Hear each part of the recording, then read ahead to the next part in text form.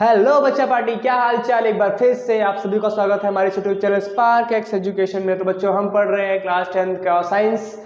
जिसे पढ़ रहे हैं बच्चों, हम पढ़ेंगे आज हमारा चैप्टर होने वाला है चैप्टर नंबर 11, जिसका नाम है इलेक्ट्रिसिटी। बहुत ही इंपॉर्टेंट चैप्टर है, बहुत ही कॉन्सेप्चुअल चैप्टर है, यानी कि आपको कॉन्सेप्ट पे ध्यान देना है, वरना आप इसको बार बार रिवीजन करोगे और बार बार भूलते रहोगे। ठीक है बच्चों, तो जहाँ समय को बर्बाद ना करते हुए आइए शुरू करते हैं। कमर की पेटी बांध लीजिए, कॉपी पेन निकाल लीजिए, तो शुरू करते हैं चैप्टर को। अपने चैप्टर का नाम है बच्चों इलेक्ट्रिसिटी। तो सबसे पहले हमें समझना क्या, what is a electricity, electricity होती क्या है। ठीक है बच्चों, तो आप देखोगे बच्चों, इसके नाम से ही हमें समझ में आएगा। इलेक्ट्रिसिटी मतलब आपके आगे कुछ दिख रहा होगा, इलेक्ट्रॉन, यानी कि जो ELECTR रिप्रेजेंट करता है किसको बच्चों, ये रिप्रेजेंट करता है इलेक्ट्रॉन को। किसको करता है, इलेक्ट्रॉन को। ठीक है बच्चों, तो हम लिख सकते हैं यहाँ पे ELECTRON, इलेक्ट्रॉन, यानी कि सीधे सीधा मतलब होता है इलेक्ट्रिसिटी का फ्लो ऑफ इलेक्ट्रॉन। क्या होता है, फ्लो ऑफ इलेक्ट्रॉन, या फिर फ्लो ऑफ चार्ज भी लिख सकते हैं। क्या लिख सकते हैं, फ्लो ऑफ चार्ज,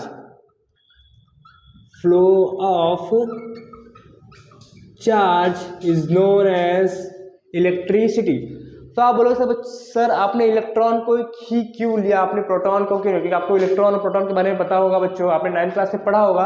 तो प्रोटॉन को इसलिए नहीं लिया बच्चों, क्योंकि आपको पता होगा प्रोटॉन होता है न्यूक्लियस के अंदर, इसके बाहर कौन घूमता है, इलेक्ट्रॉन घूमता रहता है, यानी कि फ्री फ्लो कौन कर रहा है, फ्लो कौन कर रहा है, तो इलेक्ट्रॉन कर रहा है। तो इलेक्ट्रॉन फ्लो कर रहा है, तो बच्चों इलेक्ट्रिसिटी किसकी वजह से प्रोड्यूस होगी, तो होगी इलेक्ट्रॉन की वजह से, ना कि प्रोटॉन की वजह से। क्योंकि प्रोटॉन क्या है, प्रोटॉन न्यूक्लियस के अंदर पैक है और इसको मूव कराने के लिए बहुत ज्यादा एनर्जी देनी पड़ती है, जो आप पढ़ोगे क्लास 12 के अंदर न्यूक्लियर फिजिक्स के अंदर। आप न्यूक्लियस को तोड़ोगे, वहां से प्रोटॉन को निकालोगे। ठीक है बच्चों, तो आई होप आपको समझ आएगा इलेक्ट्रिसिटी क्या होता है। तो इलेक्ट्रिसिटी होता है बच्चों फ्लो ऑफ चार्ज या फिर flow of electron is known as a electricity बच्चों। ठीक है, तो जो आज का अपना टॉपिक होने वाला है बच्चों, वो होने वाला है इलेक्ट्रिक करंट के ऊपर। किसके ऊपर होने वाला है बच्चों, इलेक्ट्रिक चार्ज और इलेक्ट्रिक करंट के ऊपर। ठीक है बच्चों, तो अगर आपने नोट नहीं किया तो उसको आप नोट कर सकते हैं, flow of charge is known as a electricity. ठीक है बच्चों, तो आपको एक आप यहाँ पे एक चीज दिख रही होगी, उससे बोलते हैं चार्ज। क्या है, चार्ज। तो लिखते हैं यहाँ पे चार्ज होता क्या है, पहले समझते हैं चार्ज होता क्या है। ठीक है बच्चों, मैंने बोल तो दिया flow of charge is known as electricity, लेकिन चार्ज होता क्या आपको पता ही नहीं है, तो क्या करोगे आप लोग। ठीक है, तो आइए पहले समझ लेते हैं चार्ज क्या होता है। ठीक है बच्चों, जैसे आपको पता होगा बच्चों, मैटर की प्रॉपर्टी होती है, क्या होती है, मास होता है और वॉल्यूम होता है। ठीक है, उसे हम क्या बोलते हैं, मैटर। ठीक है, उसी प्रकार से मैटर की एक और प्रॉपर्टी होती है जिसे हम बोलते हैं चार्ज। क्या बोलते हैं बच्चों, चार्ज भी मैटर की एक प्रॉपर्टी होती है। ठीक है, जिस तरीके से मास उसका वजन बताता है किसी मैटर का, और वॉल्यूम क्या बताता है, कितना स्पेस वो घेर रहा है। ठीक है, उसी प्रकार से चार्ज बताता है, चार्ज बताता है कि ये मैटर किसी दूसरे मैटर या फिर मटेरियल को अट्रैक्ट करेगा या फिर रिपल करेगा। क्या करेगा, अट्रैक्ट करेगा या रिपल करेगा, उस पर हम बोलते हैं कि वो क्या है, चार्ज। ठीक है, जो चार्ज क्या है, एक ऐसी प्रॉपर्टी है मैटर की जो अट्रैक्ट करेगा या रिपल करेगा, उसको बताता है। ठीक है, तो हम लिख सकते हैं the charge is the property of matter which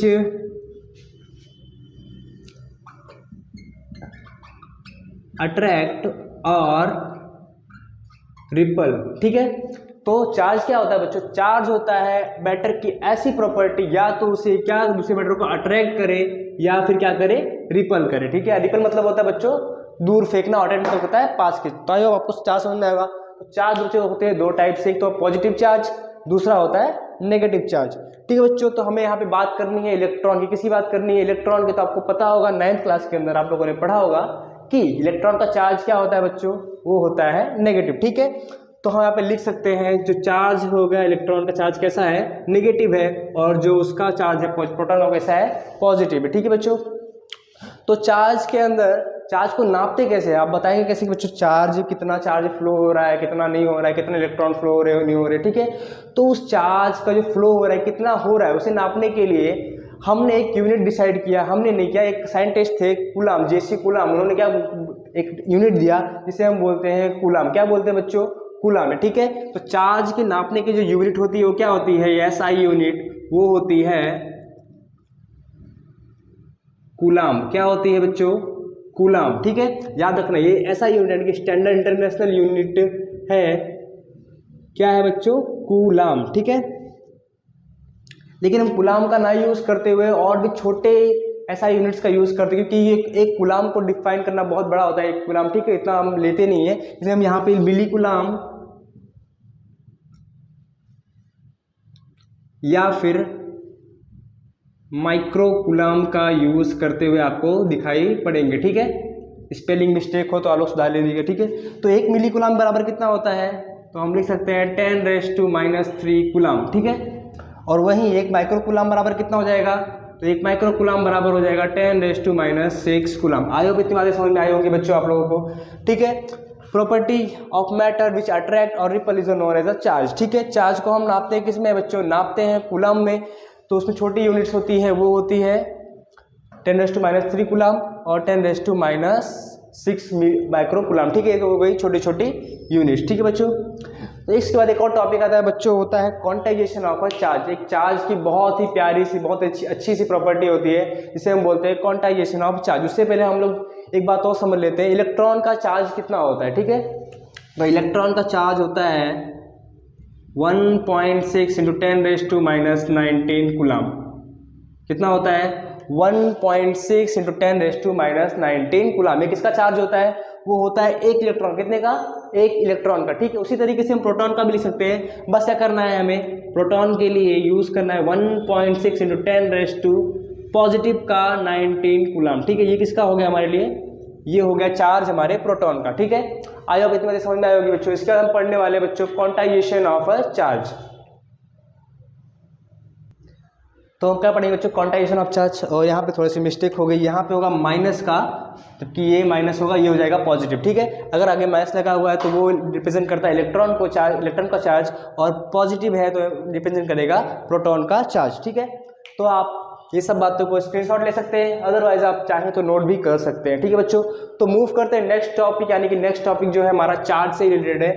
charge की ही बहुत ही प्यारी सी प्रॉपर्टी जिसका नाम है क्वांटाइजेशन ऑफ अ चार्ज, ठीक है। चार्ज,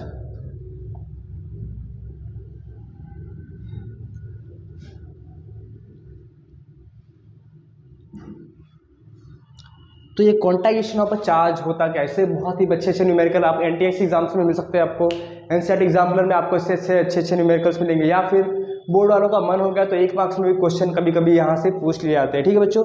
तो क्वांटाइजेशन मतलब क्या होता है, जैसे आपको एग्जाम्पल के तरीके समझाया जाए कि अगर आप बाजार जाते हो, ठीक है, आपको बोला जाए आपको 1 दर्जन या फिर 2 केले लेके आने, कितने लेके आने, 2 लेके आने, ठीक है। आपको 2 केले की भूख है, ठीक है, तो आप 2 केले लेके आ जाओगे। लेकिन एक और बच्चा आता है, वो बोलता है मेरे को 2.5 केले चाहिए, कितने चाहिए, 2.5 केले चाहिए, ठीक है। तो क्या दुकानदार को 2.5 केले देगा, बिल्कुल नहीं देगा, ठीक बच्चों, क्योंकि 2.5 केले आधा केला क्योंकि क्या फायदा मिलेगा आधे केले का उसका। उसी तरह से आप अगर अंडे लेने आते हो तो आपको बोलोगे मेरे को 4.5 अंडे चाहिए, कितने चाहिए, 4.5 अंडे, तो क्या आपको 4.5 अंडे दुकानदार देगा, बिल्कुल नहीं देगा, ठीक है बच्चों।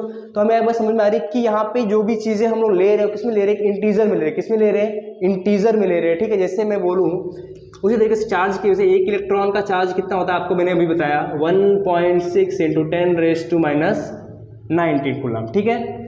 उसी तरीके से मैं 2 इलेक्ट्रॉन का चार्ज पूछूँ तो आप बताओगे सर वो 3.2 × 10⁻⁹ कूलाम। उसी तरह 3 इलेक्ट्रॉन का पूछूँ तो हो जाएगा 4.8 10⁻⁻19 कूलाम, ठीक है बच्चों। अगर मैं बोलूँ 3.5 इलेक्ट्रॉन का कूलाम, इतना बताओ इसका चार्ज क्या होगा, तो आप बोलोगे सर 3.5 का, तो 3.5 से मल्टीप्लाई कर दे 1.6 को आंसर आ जाएगा हमारा। तो बिल्कुल नहीं बच्चों, आपके पास 3.5 इलेक्ट्रॉन आया कहाँ से, आप बताओ। आप न्यूक्लियस के अंदर गए, एक इलेक्ट्रॉन को पकड़ा और आधा कर दिया। अगर आप इतने महान हो तो आपकी बात अलग है, लेकिन बच्चों क्या आपको क्या होता है, इलेक्ट्रॉन कैसा होता है, एक इंटीजर टाइप में मिलता है, 1 इलेक्ट्रॉन, 2 इलेक्ट्रॉन, 3 इलेक्ट्रॉन, 4 या 5 6 जो मिलता है, ठीक है। मतलब आपको पॉइंट में नंबर नहीं मिलने वाले, ठीक है। इसीलिए हम 4 इलेक्ट्रॉन निकाल सकते हैं, ठीक है,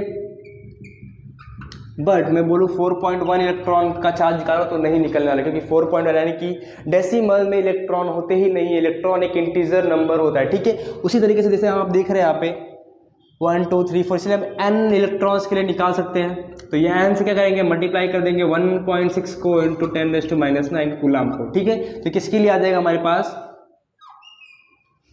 तो इसी तरीके से क्वांटाइजेशन होता है, जिसे हम डिनोट करते हैं चार्ज को Q से, उस Q इज इक्वल टू होता है n टाइम्स ऑफ E, जहाँ पे n क्या होता है बच्चों, n होता है नंबर ऑफ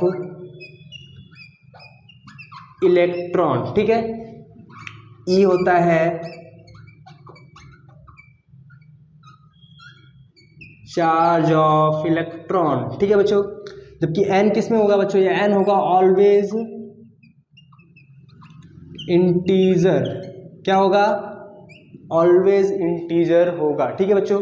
आपको समझ में आया होगा बच्चों, Q is equal to n times C, जिसे हम बोलते हैं क्वांटाइजेशन ऑफ अ चार्ज, क्या बोलते हैं, क्वांटाइजेशन ऑफ चार्ज। यहाँ पे Q क्या है, Q है चार्ज, n क्या है, n number of electron, and E क्या है, E है चार्ज ऑफ इलेक्ट्रॉन, क्योंकि आपका फ्लो जो इलेक्ट्रिसिटी पैदा हो रही है किससे हो रही है, फ्लो ऑफ इलेक्ट्रॉन से, तो यानी कि आपका चार्ज कौन सा मिलने वाला है इलेक्ट्रिसिटी के अंदर, वो मिलने वाला है चार्ज ऑफ इलेक्ट्रॉन। इसीलिए हम लोग यहाँ पे इलेक्ट्रॉन का चार्ज ले रहे हैं। आपको कोई क्वेश्चन पूछ सकता है कि हम इलेक्ट्रॉन का चार्ज ही क्यों ले रहे हैं, क्योंकि आपको मैंने बताया अभी flow of electron is called as electricity, इसीलिए हम लोग इलेक्ट्रॉन के चार्ज को कंसीडर कर रहे हैं, ना कि प्रोटॉन के चार्ज को, ठीक है बच्चों।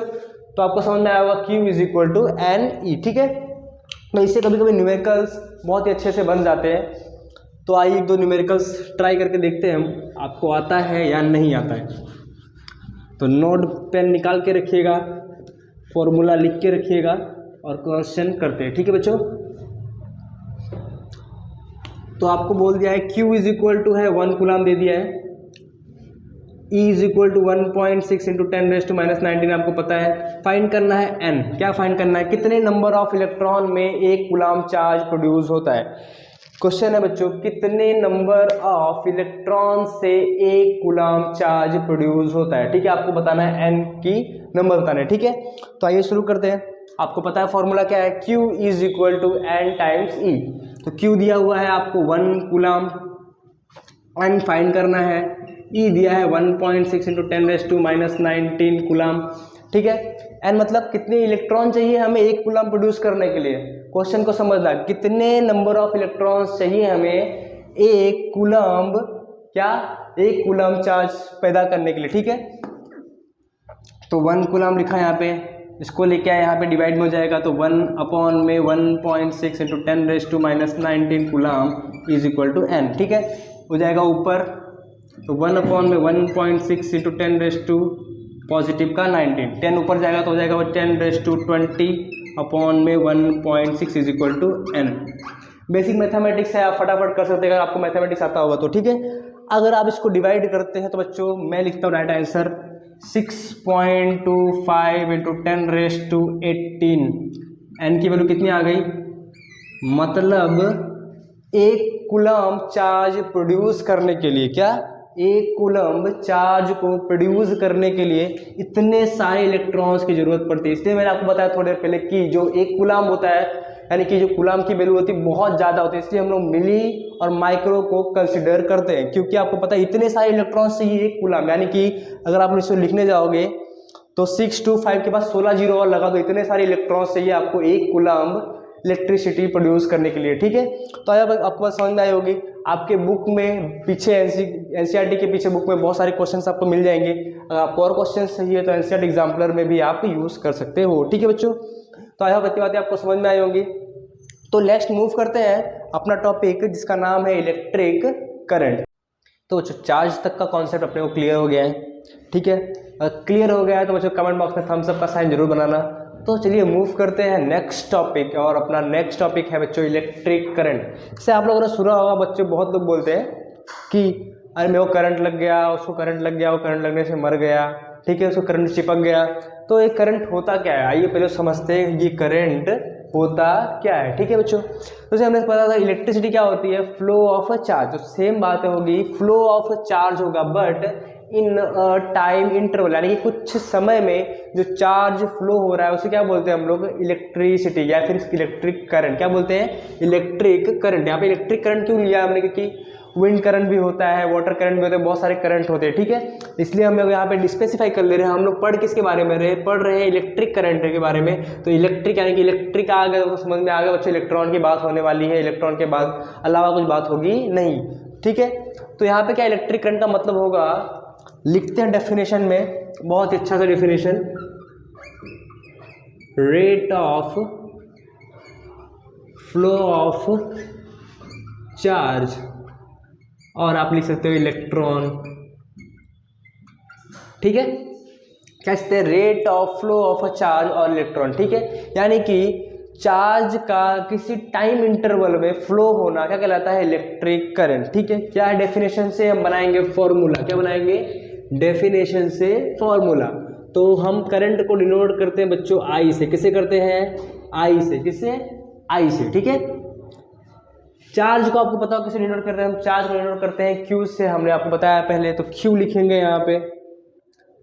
और क्या, रेट मतलब होता है बच्चों टाइम इंटरवल, ठीक है। क्या लेना है यहाँ पे, टाइम इंटरवल, यानी कि किसी स्मॉल टाइम इंटरवल या फिर किसी बड़े टाइम इंटरवल में जो चार्ज फ्लो हो रहा है किसी कंडक्टर के थ्रू, उसे क्या बोलते हैं हम, इलेक्ट्रिक करंट। उसी प्रकार से यहाँ पे रेट के लिए क्या आ जाएगा हमारे पास, टाइम आ जाएगा, क्या आ जाएगा, तो ये हो गया बच्चों अपना फॉर्मूला इलेक्ट्रिक करंट के लिए। तो यहाँ पे वर्ड्स में लिख सकते हैं, फ्लो ऑफ अ चार्ज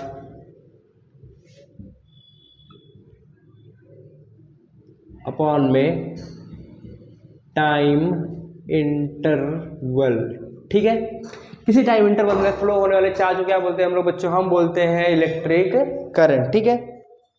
तो आप यहाँ पे देखो कि जितना ज़्यादा क्यू बढ़े, क्योंकि किसमें है, क्यू है बच्चों प्रोपोर्शनल साइन में, तो यानी कि जितना क्यू बढ़ेगा, जितना चार्ज बढ़ेगा उतना ज़्यादा क्या होगा, करंट भी क्या होगा, बढ़ेगा, उतना ही तेज करंट भी फ्लो होगा, ठीक है।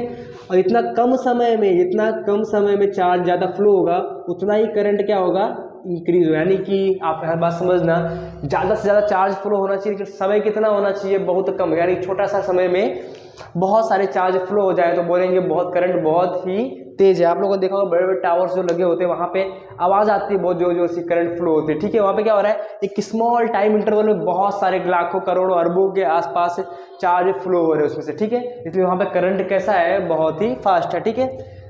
तो ये हो गया करंट का फॉर्मूला, लिख लीजिएगा, एमसीक्यू या फिर न्यूमेरिकल्स में पूछे आते हैं फॉर्मूला, ठीक है। अब आते हैं, हम बात करते हैं बच्चों यूनिट की, क्या बात करते हैं, एसआई यूनिट की, क्या बात करते हैं, एसआई यूनिट की। एसआई यूनिट क्या होती है बच्चों, एसआई यूनिट होती है एम्पियर, क्या होती है, जिसे हम डिनोट करते हैं कैपिटल ए से। तो एम्पियर एक साइंटिस्ट का नाम था जिन्होंने इसके ऊपर का यूनिट दिया था, इसलिए उनके नाम पे हम लोगों ने उनका यूनिट का नाम रख दिया यहाँ पे, ठीक है बच्चों। तो उसका नाम रख दिया एम्पियर, इसे बोलते हैं कैपिटल ए। इसके छोटे छोटे यूनिट्स होते हैं, जैसे हम कूलम के लिए यूज़ करते हैं माइक्रो कूलम, मिली कूलम, वैसे ही हम यहाँ पे लिख सकते हैं बच्चों मिली एम्पियर, क्या होगा, मिली एम्पियर, जिसे हम लोग यूज़ करेंगे क्या हो जाएगा, 10⁻³ एम्पियर, आपको पता होगा, ठीक है। या फिर हम लिखेंगे माइक्रो, ठीक है। यहाँ पे हम लिख सकते हैं म्यू ए, जिसको हम लिख सकते हैं 10⁻⁻6 एम्पियर के बराबर होता है, ठीक है। यहाँ पे स्मॉल एम और कैपिटल ए लिख सकते हैं, इसको लिख सकते हैं 10⁻³ एम्पियर, ठीक है। ये क्या होती है, इसकी छोटी छोटी यूनिट्स होती है जो बेसिकली यूज़ होती है, ठीक है, क्योंकि छोटे करंट्स को नापने के लिए भी यूज़ होता है। जरूरी नहीं है कि हमें एकदम बड़े करंट की ही जरूरत पड़े, ठीक है। कभी कभी हमें छोटे करंट की जरूरत पड़ती है, तो उसको नापने के लिए हम यहाँ पे लेते हैं 10⁻³ यानी कि मिली एम्पियर और माइक्रो एम्पियर की जरूरत पड़ती है, ठीक है। तो हम इस करंट को माप किस में सकते, कोई भी डिवाइस तो होनी चाहिए ना, मापेंगे कैसे कि कितना करंट फ्लो हो रहा है। तो उस डिवाइस को हम क्या बोलते हैं बच्चों, उस डिवाइस को हम बोलते हैं एमीटर, क्या बोलते हैं, एमीटर, क्या बोलते हैं, एमीटर, ठीक है। ये माइक्रो एमीटर भी आता है, मिली एमीटर भी आता है, जिसका काम क्या होता है बच्चों, जिसका काम होता है फ्लो ऑफ करंट को मापना, यानी कितना करंट फ्लो हो रहा है किसी भी कंडक्टर के थ्रू या फिर किसी भी सर्किट के थ्रू, कितना करंट फ्लो हो रहा है उसको कौन नापता है, उसको नापता है एमीटर। ये मिली एमीटर भी होता है और माइक्रो एमीटर भी होता है, ठीक है। तो आपको समझ में आएगा बच्चों, rate of flow of charge is known as a current. Current का फॉर्मूला होता है Q/T, यानी कि Q है चार्ज, T है टाइम इंटरवल, साई यूनिट होता है एम्पियर, मिली एम्पियर और होता है माइक्रो एम्पियर, ठीक है। तो इतनी बातें क्लियर है, कोई डाउट इतने में। तो यहाँ से एक बहुत अच्छा सा क्वेश्चन बनता है जो कभी कभी पूछ लिया जाता है कि बच्चों what is a 1 ampere, 1 ampere current क्या होता है, आप बताओ, क्या बताना है आपको, 1 एम्पियर करंट क्या होता है।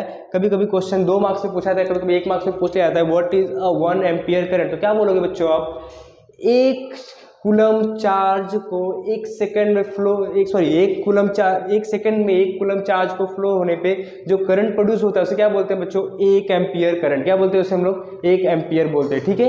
यानी कि 1 कूलम चार्ज 1 सेकंड में फ्लो हो रहा है, उससे क्या प्रोड्यूस होगा? 1 एम्पियर करंट प्रोड्यूस होगा, ठीक है। तो ये होती है 1 एम्पियर की डेफिनेशन, कभी कभी आपसे पूछ लिया जाता है, ठीक है बच्चों। तो आई होप इतनी बातें आपको समझ में आएगी। इसकी आगे की बात यानी कि सर्किट क्या होता है बच्चों, हम इस एमीटर का यूज़ कैसे करते हैं सर्किट में, कैसे करंट को नापते हैं, इसे हम पढ़ने वाले नेक्स्ट लेक्चर में। तो अगर आपको लेक्चर पसंद आया हो तो लाइक सब्सक्राइब करना ना भूलना और शेयर करना बिल्कुल ना भूलना।